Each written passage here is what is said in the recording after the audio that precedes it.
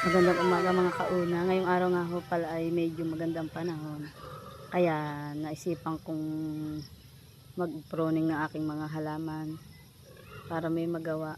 Nakatapos na kasi akong ng mga gawain ko dito sa bahay, mga linisin, mga walisin. Wala namang pasok. Kaya naulutan ko itong aking mga halaman. Kasi namumulak na pala sila. Marami na rin dahon na tumutubo. Kailangang alisin yung mga lumang dahon. Naulutan ko yan ngayong umaga.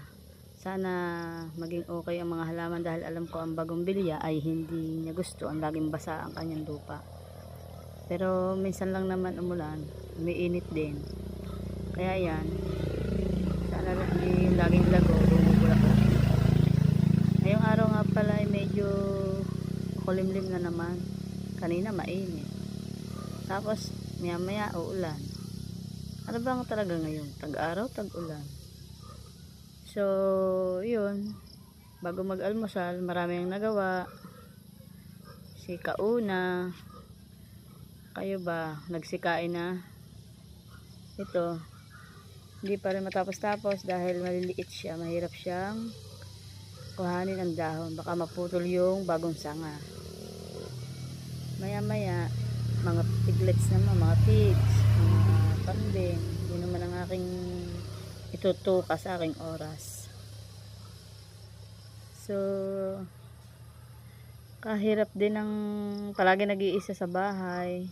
Walang ginagawa, nakakainip. Siyempre, sanay tayo sa magtatrabaho. So, ngayon, ito yung libangan ko.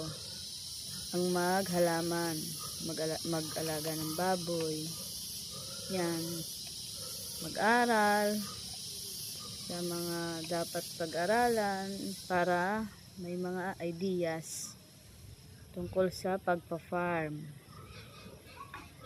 So ito nga pala ang libangan ng mga umiidad na. Mukha pala akong uod pag nakatalikod sa sobrang taba na. Grabe. Hindi ko akalaing tumaba ako ng ganito.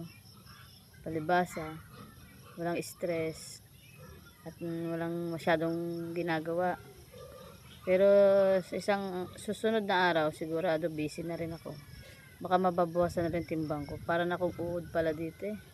Yung alam nyo yung uod na tilas na maraming guhit-guhit. O, ganyan. So, mga kauna tayo magkape. Andito ako sa likod ng aming bahay. Ayan, avocado.